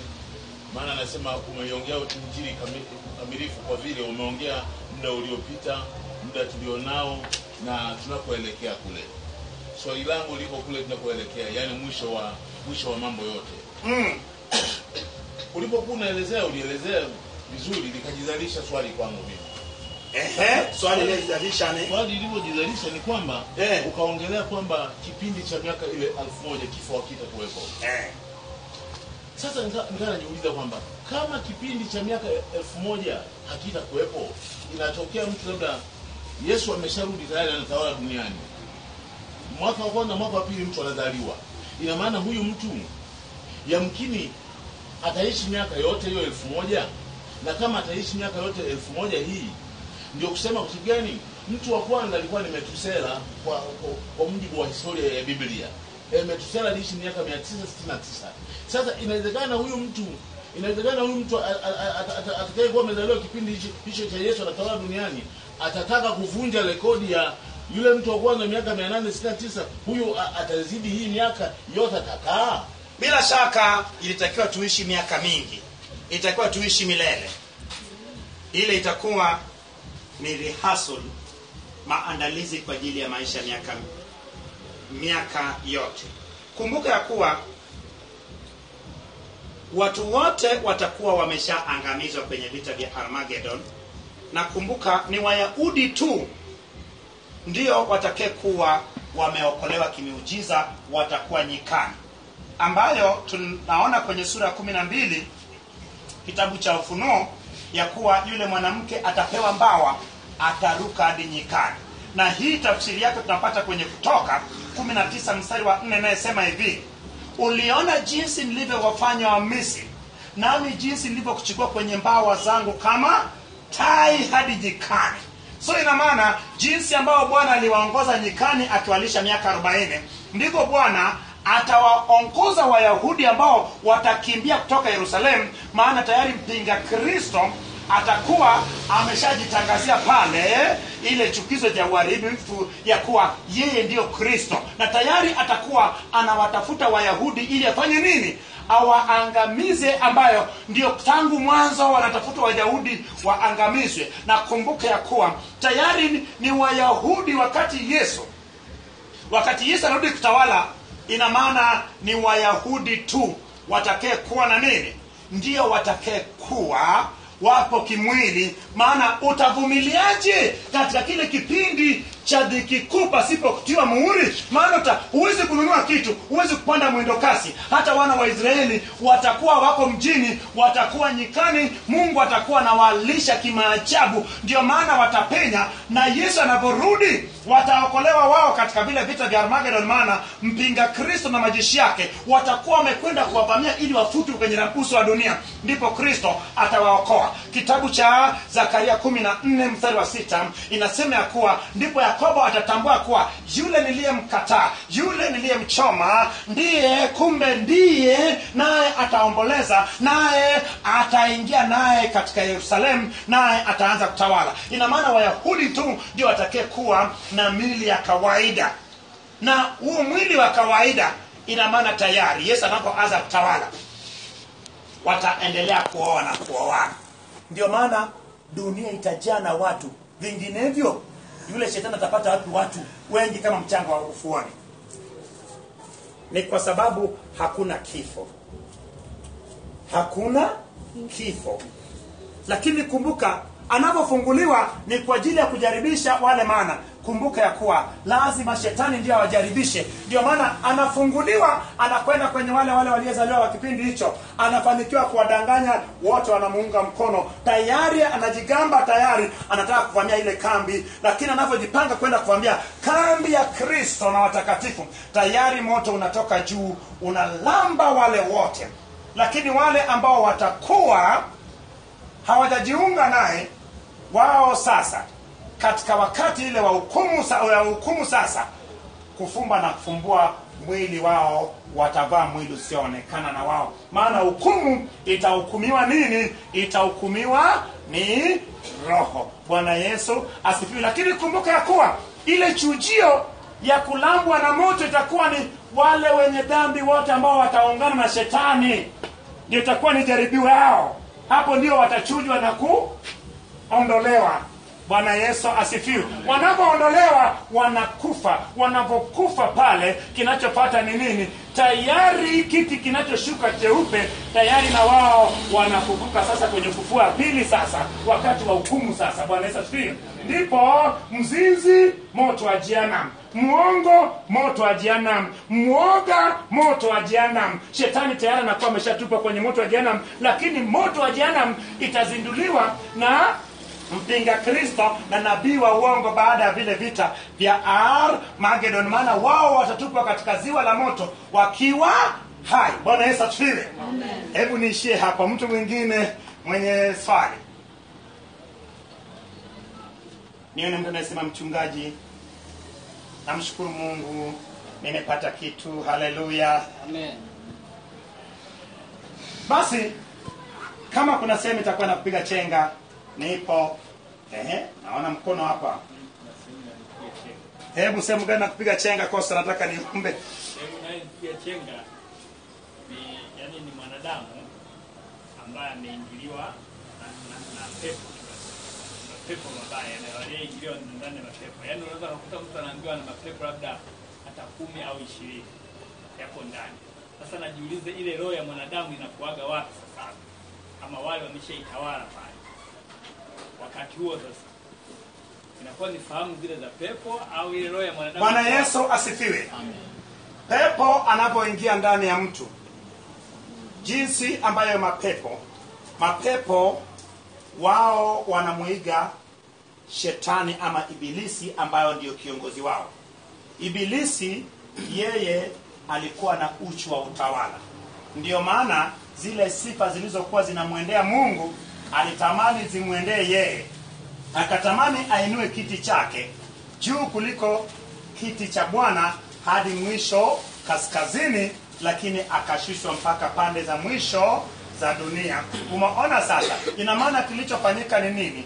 Shetani alitaka naye atawale. Umeona sasa? Alitaka atawale. Kumbuka ya kuwa shetani huwa karibishwi. Yeye lengo lake ni awe mtawala. Ndio maana ukiona mtu ya kila sema nataka yeye ndiye awe mtawala, huyo ni shetani ndani yake. Ndio maana mashetani anapoingia ndani ya mtu tayari wanamkaba roho yake, alafu anataka yeye ndio sasa aendeshe gari. Sasa anataka mtoe dereva ambao ndio roho yako, ili yeye ndio afanye nini? Aendeshe. Maana shetani siku zote yeye anatamani awe kiongozi. Ndio maana anataka abudiwe, anataka yeye ndio aongoze. Lakini nakwambia hata wachungaji ambao wanatumika na shetani tunawajua tu. Anatukuka kuliko Kristo. Ulikwepo. Mimi naweza yote. Mbona? Unaweza ama Kristo anaweza.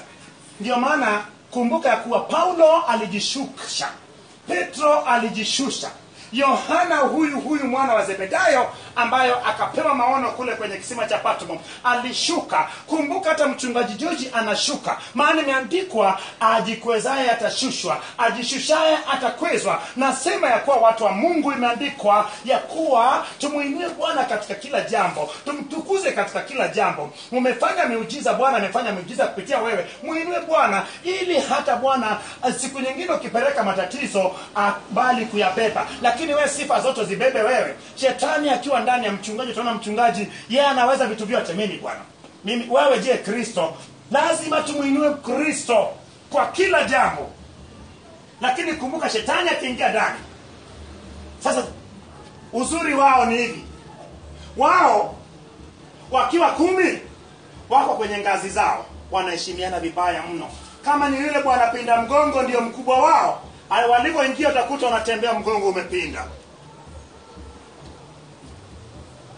Akitolewa pinda mgongo, yule bwana mabega ndio kaingia sasa. Ndio anayetawala. Wanaheshimianaje? Hawatawali kwa wakati moja, kiongozi ndiye anayetawala. Ndio maana tumeambiwa kuwa wana gizani wana maarifa kuliko wana nuruni. Ndio maana tumepewa mamlaka ya kuiga hata wale wa gizani, maana wanaheshimiana kupitiliza. Huwezi kuta mdogo anajitutumua kuliko mkubwa. Ndio maana watu wa Mungu hatuwezi tukajitutumua wakati Kristo yupo. wakati Mungu yupo. Bwana Yesu asifiwe.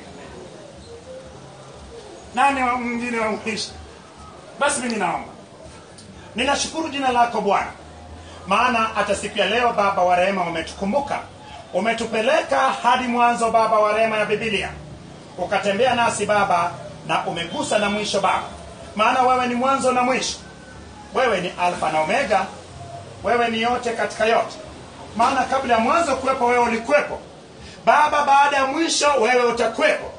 Tumeona Baba wa rehema asili ya dhambi ilipoanza Baba, maana katika jina la Yesu, maana Baba wa rehema uumbaji unapoanza wewe Mungu Baba ulikuwepo, Mungu Mwana alikuwepo, Mungu Roho Mtakatifu alikuwepo, lakini na utawala wa giza pia tunaona ilikuwepo.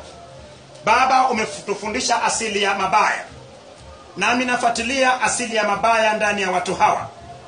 Yamkini Baba rehema ile asili ya mabaya ambayo ni giza iliyotulia kwenye kilindi cha uso wa maji Baba, imetulia katika nafsi zao, imetulia Baba katika roho zao, imetulia Baba katika mwili wao, imetulia Baba kwenye tumbo lake la uzazi ama la chakula. Nami Baba wa rehema katika ile nuru ambayo Bwana ukasema na iwe nuru, na ikaonekana nuru, na Baba nuru ikaangaza. Nami katika jina lako Bwana Yesu ninaagiza hiyo nuru iangaze Baba katika nafsi ya mtu huyu, iangaze katika moyo wa mtu huyu, iangaze katika Baba mikono ya mtu huyu, iangaze Baba katika mfumo wa afya mtu huyu, iangaze Baba katika tima ya mtu huyu, iangaze Baba wa rehema katika kibali chake, katika upendeleo wake, katika Baba kazi yake, katika Baba mahusiano yake Baba, katika tima ya maisha yake. Na Baba wa rehema panapoonekana nuru kiza ukimbia. Baba wa rehema mashetani ni giza.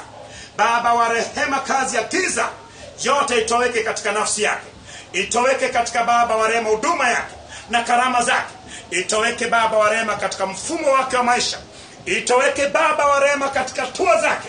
Na Baba muweza wa yote wote niwarudisha katika asili ya uumbaji, jinsi ulivyosema ya kuwa na tumfanye mwanadamu kwa mfano wetu na kwa sura yetu, naye akatawale bahari, anga na nchi.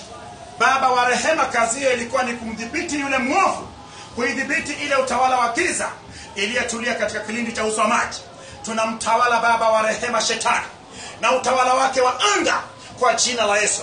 Tunatawala shetani aliyopo katika nchi na utawala wake kwa jina la Yesu. Tunatawala Baba shetani aliyopo katika makusanyiko ya maji kwa jina la Yesu. Baba, mashetani wote waliopo ndani ya watu hawa na watu wengine wanaotufuatilia Baba, ninawatawala mashetani hao kwa kuchukua amri ya Yesu ya kuamrisha Baba wa rehema mashetani waelekee kwenye ngurume na kuelekea shimoni. Mimi nawaamrisha mashetani hao kwa mamlaka ya utawala niliyepewa katika Baba wa rehema mwanzo wa uumbaji, ya kuwa Baba mashetani wote wa kila aina, majini, majoka na mizimu na roho zote chafu zilizotesa maisha ya watu wako Baba, na wakusanya kwa jina la Yesu. Nami Baba na waongoza waelekee shimoni, na jinsi ambayo yule malaika katika maono ya Yohana na minyororo akamfunga Baba wa rehema shetani katika shimo isiyokuwa na kina, nachukua mamlaka ya kuwafunga mashetani hao wote walietesa matakatifu wako Baba shimoni kule kuzimu hadi siku ya hukumu ya Bwana. Na Baba nawarudisha katika asili ya uumbaji, watakasike na Baba wa rehema waonekane. Asante Bwana, maana injili Baba wameanza kuielewa Baba. Wawezeshe Baba waielewe injili, na Baba wabebe ile agizo kuu ya kuwa nendeni mkawafanye kuwa wanafunzi wangu, mkiwabatiza kwa jina la Baba, Mwana na Roho Mtakatifu, na mkiwafundisha kuyashika yote niliyoagiza. Nami nipo pamoja nanyi hadi mwisho wa dahari. Uwe pamoja nao mahala popote waendapo Bwana. Na Baba, asante, maana ile amri mpya uliyotuachia upendo tumeipokea Baba, na tunaiweka Baba kwenye matumizi. Lakini utuwezeshe Bwana, maana tunayaweza yote katika ututie nguvu. Nafunga milango yote inayopenyeza mashambulizi, na Baba naachilia baraka nafsini, rohoni na mwilini, na maisha yake yabarikiwe Bwana, katika jina la Yesu Kristo naomba, na wote tuseme amen. Basi tumefikia hapo. Unisamehe kidogo kama nimechelewa, lakini naamini kabisa kuwa wakati kama huu Mungu hushuka, lakini uweze kujua ya kuwa ni nini Mungu alitaka kusema nayo kupitia maisha yako. Bila shaka kuna kitu ambacho yawezekana umekijua, na labda unahitaji tu neno moja tu ili badilishe maisha yako. Imebadilisha maisha yangu. Na nasema hivi, kile unachokijua hakikisha mtu mwingine amejua. Mimi na wewe ndio mbegu njema tuliyepata. Sasa hivi sisi ndio tulipewa ile jukumu la wana wa Israeli waliyekataa. Ingawa tuwezi kuchukua nafasi yao, lakini sisi kama mzabibu mwitu tumepewa kibali cha kubeba injili. Maana Yesu akasema mmeikataa, lakini wamepewa majirani zetu, lakini sisi tunaitumiaje? Of course najua fedha ni jawabu ya kila kitu, lakini usibebwe na fedha. Neno litangulie mbele. Lakini hata kama fedha inakuja, uliza fedha zimetoka wapi. Fedha zingine zinaweza kutoka kuzimu moja kwa moja. Najua watu wengi ambao walikuwa naongea Biblia mpaka nguvu ya Mungu inashuka, lakini walipotazama tu fedha wakatokwa na udenda, moja kwa moja walipigwa mieleka. Lakini hichi ni kizazi kingine Mungu anakiinua, kizazi kisichotazama fedha, bali kizazi kinachotazama neno la Bwana. Basi ubarikiwe sana mtakatifu wa Bwana. Ninapoomba kwenye hii